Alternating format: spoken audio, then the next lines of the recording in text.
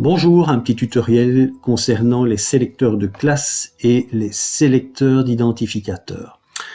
Alors, il se trouve ici dans la page web. On va aller retrouver notre petit code que j'ai déjà préparé pour illustrer l'ensemble des styles et surtout de la définition des styles. Alors, on va prendre maintenant des sélecteurs de classe. Je ne vous cache pas que c'est ça que vous allez utiliser le plus souvent. Lorsqu'on fait une feuille de style, on essaye de faire des choses simples. Alors, généralement, on utilise des petites classes. Alors, une classe, c'est un attribut, classe,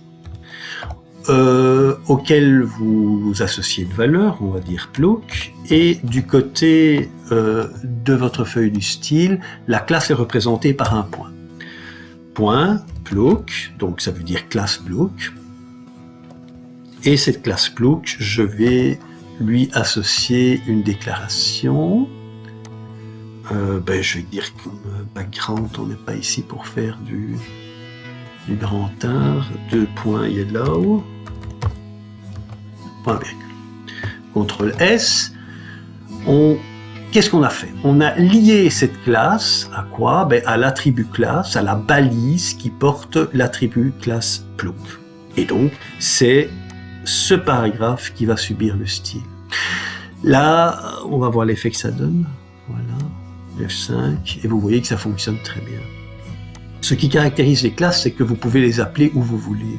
C'est-à-dire que cette classe-là, elle n'est pas liée à une balise. CTRL-C, je peux très bien la mettre ici dans mon H1, CTRL-V, et puis la mettre dans mon dernier paragraphe, ici, CTRL-V, et vous allez voir que ça fonctionne très bien. Donc ça veut dire quoi? Ça veut dire que votre classe, vous pouvez l'appeler où vous voulez, quand vous voulez, et le nombre de fois que vous voulez. Vous pouvez même faire bien mieux que ça. Vous pouvez utiliser, en fait, vous pouvez appeler plusieurs classes dans une même balise. Mais pour ce faire, il faut les entourer de guillemets. Donc imaginons que j'appelle la classe Plouk et la classe Brol. On va définir la classe Brol. Voilà, point Brol, et point Brol, ce sera quoi? Ça sera, je sais pas moi, color 2.red, donc on va mettre les caractères en rouge, et c'est tout, CTRL S. On va aller voir ce que ça donne, F5, vous constatez que le paragraphe sur lequel j'ai appelé mes deux classes, la classe Plouk et la classe Brol, a bien mis mes caractères en rouge, le fond en jaune avec ma classe Plouk et les caractères en rouge avec ma classe Brol. Vous pouvez en ajouter autant que vous voulez en fait. Alors ça, c'est extrêmement pratique. C'est extrêmement pratique parce que ça vous permet au niveau d'une balise d'apporter plusieurs classes. Je vous dirais que c'est surtout pratique lorsqu'on fait du JavaScript parce qu'en JavaScript, vous avez une propriété de l'objet element qui s'appelle classList, et cette propriété possède toute une série. Sur cette propriété, vous pouvez, je dirais, faire agir toute une série de méthodes, notamment la méthode add, qui va vous permettre de rajouter autant de classes que vous voulez sur une balise. Alors c'est très très pratique au niveau du JavaScript. Okay, on peut en rajouter une troisième, il n'y a pas de souci. Donc on pourrait dire par exemple la classe souligne. Et cette classe souligne va souligner, ça dit bien ce que ça veut dire, text decoration. Et je vais dire underline. Alors, je sauve, je vais aller rajouter ma classe souligne ici. Souligne. Et je peux rajouter ma classe souligne, par exemple. Voilà, on va mettre sur Michel-Audien, classe dans mon H2, là, classe égale souligne. Quand vous n'appelez qu'une seule classe, vous ne devez pas la mettre entre guillemets. Vous pouvez, mais vous n'êtes pas dans l'obligation. Si vous appelez plusieurs classes, vous devez les placer entre guillemets. Eh bien, on va voir ce que ça donne. F5. Mais qu'est-ce qu'on constate? On a bien souligné notre texte. Dans le paragraphe, et on a bien souligné le texte qui était compris dans le H2. Donc ici, Plouk a provoqué le fond jaune, Brol la couleur rouge des caractères souligne le soulignement de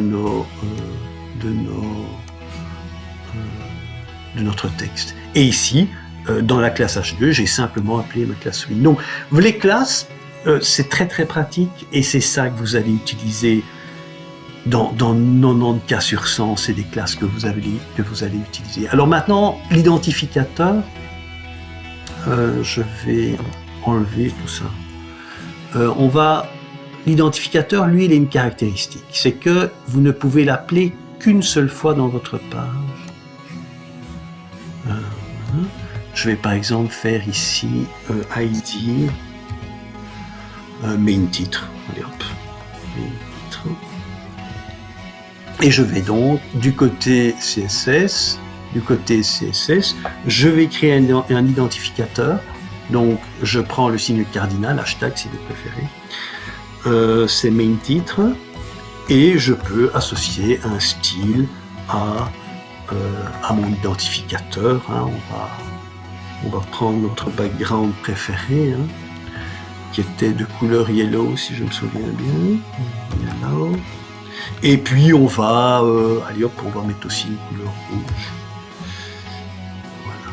Alors, ça va très bien fonctionner et vous allez me dire, oui mais enfin, pourquoi d'une part utiliser des classes et d'autre part utiliser des identificateurs? Visiblement, ça fonctionne de la même façon, pas du tout.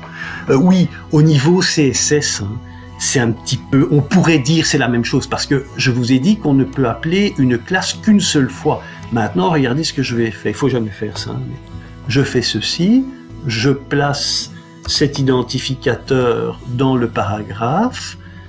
Qu'est-ce qui va se passer? Ça fonctionne très bien. Et vous allez me dire, ben alors pourquoi? C'est vraiment la même chose qu'une classe. Alors pas du tout, c'est surtout au niveau du JavaScript que ça va être important. Parce que au niveau du JavaScript, hein, l'ID, comme il ne peut être appelé qu'une seule fois dans la page, lorsque vous allez vouloir viser des éléments dans votre page à partir du JavaScript, l'ID va être très très important pour vous. Va être très important. Par contre, lorsque vous voulez viser, par exemple, une collection d'éléments qui possèdent une certaine classe, ben, vous aurez d'autres méthodes qui vous permettront évidemment de les viser en JavaScript. Mais l'ID est fondamental. Vous devez absolument bien faire la distinction entre l'ID et la classe.